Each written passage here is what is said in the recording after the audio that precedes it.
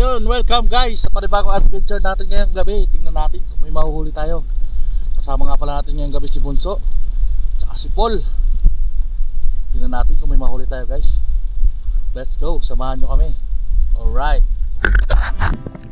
And welcome guys sa unang sisid natin. At syempre, unang dive, unang paro. Yan ang unang isda natin ngayong gabi guys. Sana makarami tayo. And yun guys, sa pangalawang sisid, nakita tayo sa karawakan yan. Tinamaan natin yan na stone shot. Subalit hindi natin siya mapataas kapag maliit ang butas at sumabit yung kanyang tinik. Kaya ang ginawa natin ay nag-resurface na tayo at lalit tayo ng kasa para mabalikan natin. Dahil napansin ko may isang isda dyan mayroong isang dito siya kasama at kung sukat kong panain ito lumabas na yung isda natin isa. Nung pinahan ako hindi rin tinamaan kaya itong kanupin lang sinama natin pataas. Good size na rin ito, pwede na ito, pangurudugtong na rin. And yes, this is nice. Hindi mo na nalalagay natin ito at pinakita tayo pumilit dyan isang paro ulit. Medyo may kalaki-laki na ito. Ayan, siguro naman na isang dilaw na isda na masarap paksiwin. Yes, panibagong dive. Kung napansin niyo yung kulay green, may mulmul dyan. Pero katabi niya yan yung liglig, yung honeycomb grouper na tinamaan. Kaya nagpupunan lang tayo. And yun guys, panibagong pagsisid at may nakita tayong isang tamala dyan. Sinubukan natin pa na ito para hindi tinamaan. Kaya nag-move forward na lang tayo. Moving on guys, may nakita tayong isang kanupin yan, maka-standby sa labas. Pinara natin at wala siyang kawala.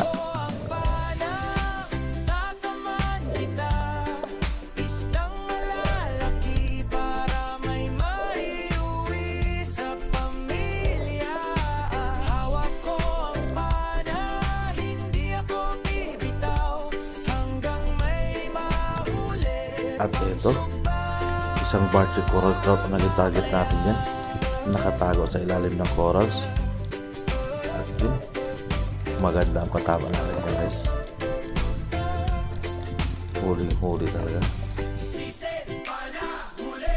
And another pagsisid na naka-spiro dito, may target tayo isang kanupin yan, kailangan ng malaking bato.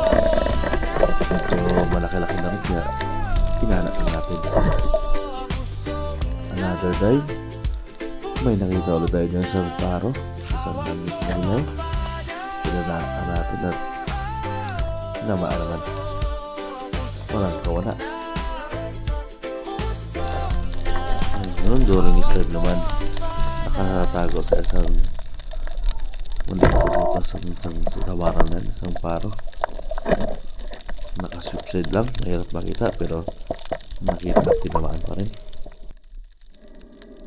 This time naman mga kaspiro, nakapana tayo dyan ng isang kanuping medyo malaki na rin yan, good size na rin kaya pinana na natin. And this time mga kaspiro, isang malaking bato na tagpuan natin dyan at may nakita tayo isang paro. Tiramingan natin ng maganda nang mapatamahan natin ng maganda. Ayun, sapul at walang kawala.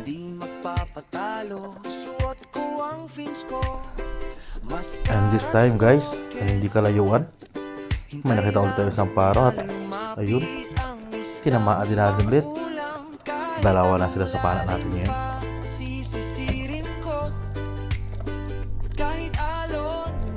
And yes, another dive at may nakita tayong dalawang isda dyan.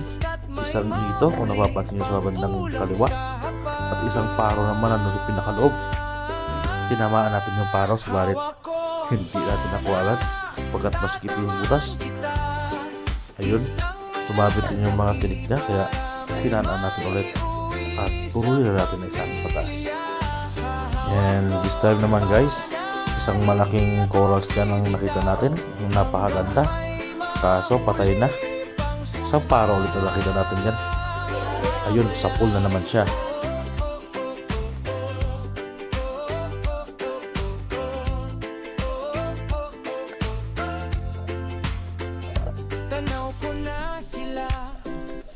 And this time naman mga kaspiro, another na pagsisid at nakita tayo ng isang paro ulit. Talagang paro streak na ito. Tinamaan naman natin yan. Sama pataas, sama pa uwi. And this time naman guys, kung inyong mapapansin, tayo ay naka-flasher. Papatay sindi ang ating ilaw sapagkat isang pusit ang ating target sa pagkakataon ito. Paparain ko na sana nang bigla kong maalala yung kasama ko. May kasama pala ako at hindi ko natandaan kung nasaan siya banda. Baka siya ang tamaan. Kaya ayun, nilet ko na lang. And yes, this time naman isang paro ang nakita natin sa isang malaking bato. Nasa pinakababa siya at napaka hirap na kanyang posisyon para panain. At sa awat tulong, naisama naman natin yung pataas. Ayan, medyo malalim yan at dikit na ako sa bato ng pagkakataon yan. Ayan, dikit na sa bato at hindi ko rin namalayan. Pero okay lang, nakuha naman natin yung isda.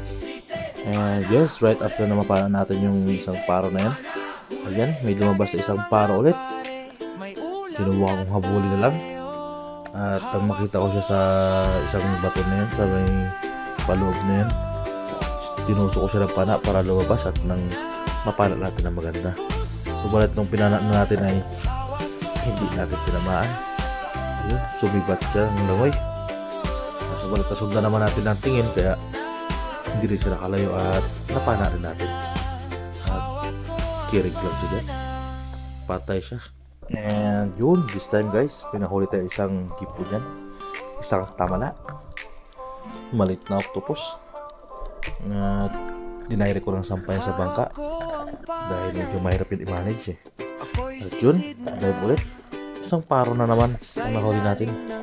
Talagang may pang-prito tayong paro. Marami-rami na ito guys. At ito guys, additional paro na naman ito. Kung mapapansin nyo, puro paro yung target natin sapagkat isa ito sa mga paborito nating isda. Kaya tayo namamana ng gabi guys. Paro G.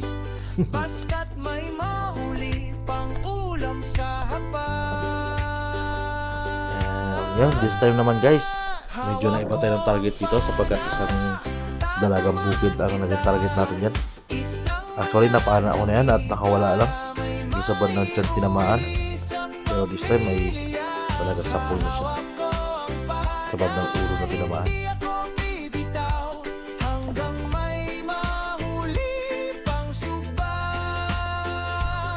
At dun sa pagkakataong ito guys ay pabalik na tayo ito.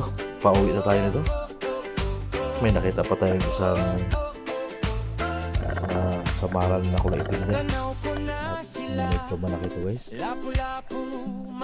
Perfect pang prito ito. Nakatago ko sa isang corals. Iniwan ko pa yung pana ko dyan, yung bala ko sapagkat hindi kayang iangat kagad. Nagkuha muna tayo ng hangin para may pang retrieve. At yun, samaran na kulay itim. Hindi ko alam kung anong pinakatawag dyan eh.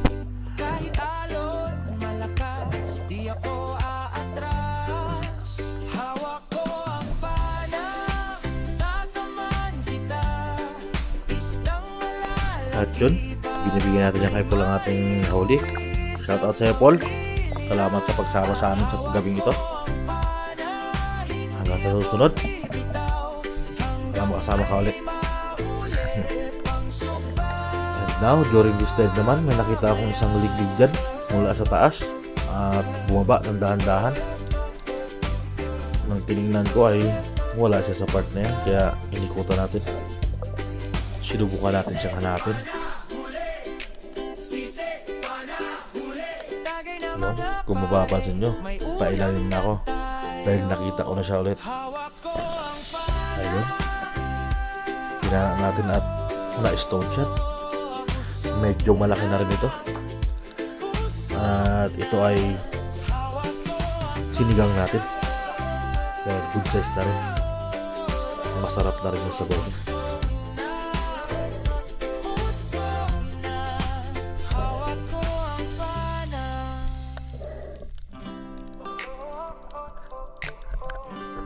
And sa pagkakataong ito guys ay pauwi na tayo nito. Yan, naghahanap-hanap tayo ng bato na pwede natin sampahan para makasampa tayo sa bangka. Dahil kung hindi nyo natatanong ay medyo hirap ako sa pagsampa sa bangka pagkat may kalakihan tayo. Ayan, sinubukan ko na pumatong dyan sa bato. Hintay lang na lumapit ang isdang pang-ulam. Kahit anong lalim pa, sisisirin ko. Yun guys, mag-alas 12 na. Okay ka naman dyan, Paul. Chill na chill. Siyang naging bakir natin ngayong gabi. Ito, may buwan na rin, palabas na yung buwan. Bali magdatahan-dahan na rin kami pawi. Masira kasi yung yapa ko. At hindi ko lang umuwi sa repair pa. Malamig-lamig na rin kasi dahil nabutas na yung wheelchair ko. Malamig na pala pag gabi. So guys, update tayo later kung natin kung gaano kadami huli natin. Let's go!